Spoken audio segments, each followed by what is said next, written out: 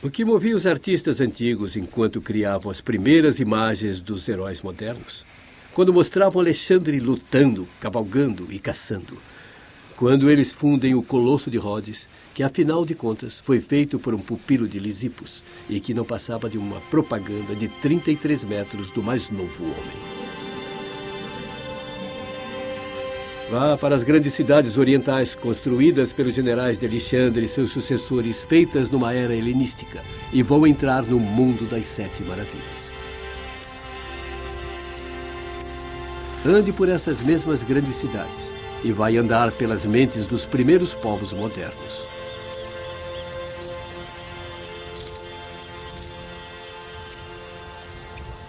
Estou indo pela estrada de Pérgamo, uma das maiores cidades do Oriente Helenístico. Estas cidades eram completamente incríveis. Entre outros tesouros, elas tinham exemplos de todas as 7 maravilhas, de estátuas de colossos, a tumba dos fundadores. Pérgamo, no caso específico do farol, não precisava dele, é claro. Nem estava perto do mar. Mas tinha sua própria maravilha tecnológica, que era um sistema de canos de 53 quilômetros que trazia a água gelada do topo das montanhas para o coração da cidade. Era uma verdadeira maravilha tecnológica. Isso aqui é apenas parte do escoamento. Foi um rio que eles desviaram. E olha, tem o nome do oleiro. Ainda está aqui no cano. Então, esse helenismo, esta era do helenismo, as pessoas não dão muito valor a ela, nem a palavra helenismo. É pejorativa, significa mais ou menos que nem os gregos. Mas pensa na história antiga. Normalmente nos dizem que o princípio do mundo moderno começa no período clássico. Com isso, falo de 2 coisas. Por um lado, significa os gregos antigos sábios como corujas em suas lindas togas brancas, construindo o Partenon, tendo lindos pensamentos e geralmente rodando pelas ilhas da Grécia. Por outro lado, algumas centenas de anos depois, os romanos aparecem muito mais interessantes, muito cruéis, adoravam dar uma festa e jogavam até alguns cristãos para os leões. Entre essas 2 prioridades, no entanto, está o helenismo. E este é realmente o coração das 7 maravilhas. O helenismo é a primeira idade moderna. As 7 maravilhas, afinal, são uma gama de aspirações e conquistas e de imaginações humanas. Essa era helenística é a primeira de economia monetária. Foi a era que deu a Roma o seu ímpeto e começo. E viria também no Oriente, depois de algumas centenas de anos, o nascimento do cristianismo. A grande riqueza da cidade de Pérgamo podia ser vista a 80 quilômetros de distância na planície. Era uma grande coluna de fumaça negra que saía do meio desse edifício. Este era o grande altar de Pérgamo, o lugar onde todos os animais eram abatidos para a população comer. A fumaça, é claro, eram seus ossos e nervos sendo queimados, oferecidos nos altares dos deuses, e a fumaça subia séculos após séculos sobre a cidade consumidora.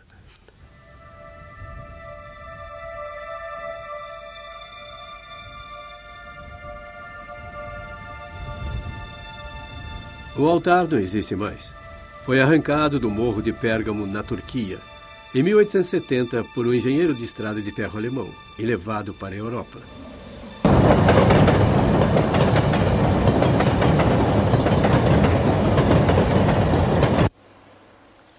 Isso, então, foi o que eles reconstruíram em Berlim. Eles começaram a fazer isso mais ou menos 180 anos antes de Cristo. Se tivesse sido 50 anos antes, certamente seria uma das 7 maravilhas, muito famoso. Como está, só foi acabar na Bíblia como o trono de Satã. É claro que é isso que as pessoas vêm ver. O magnífico friso que seguia em torno de todo o prédio. Ele conta uma história.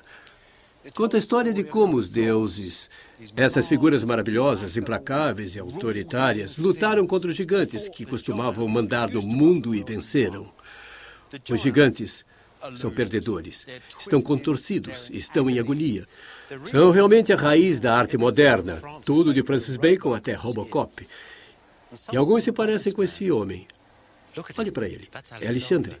Sua cabeça está meio virada, sua boca um pouco aberta, o cabelo desarrumado. Ele é um herói humano preso nas mãos dos deuses e ele está sofrendo.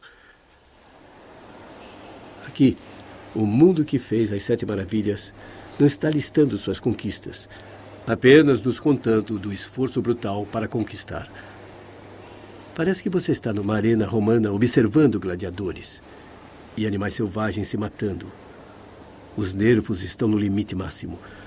Os drapeados escorrem em torno das figuras como fogo. Aqui está Hélios, o mesmo deus do Colosso, levando com furor sua carruagem através do céu. O Colosso de Rhodes ficava em algum lugar entre esse furor e a imagem de Zeus esculpidas por Fídias. Como seria de verdade?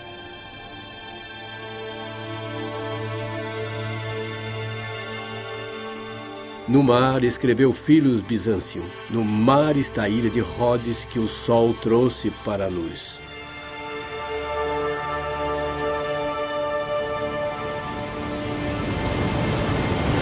Aqui, dizem os antigos escribas, ficava o grande colosso, o segundo sol, face a face com o primeiro.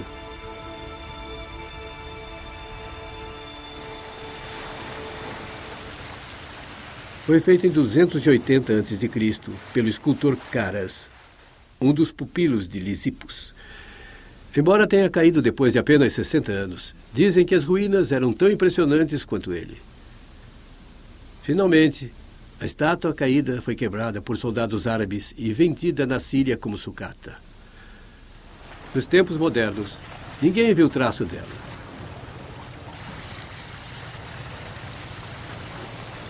Acadêmicos clássicos dizem que estátuas como as do Colosso normalmente ficavam ao lado de um templo.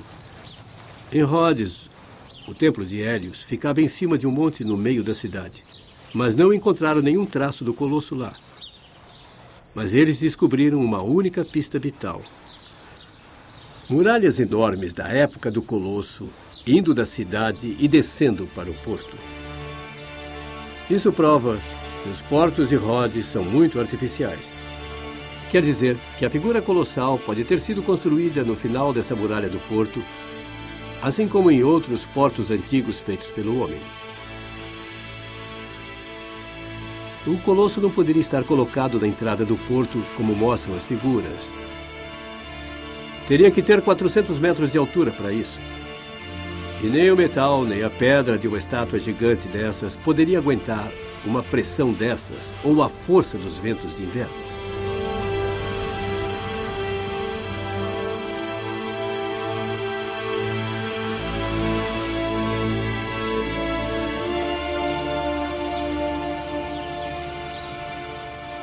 Hoje, a fortaleza medieval de San Nicolas fica no final da muralha do porto.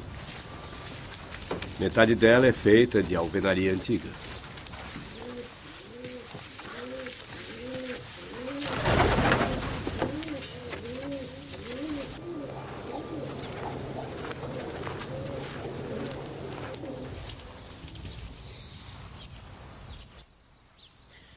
Sabe, a coisa mais interessante desta pequena fortaleza são esses blocos de mármore.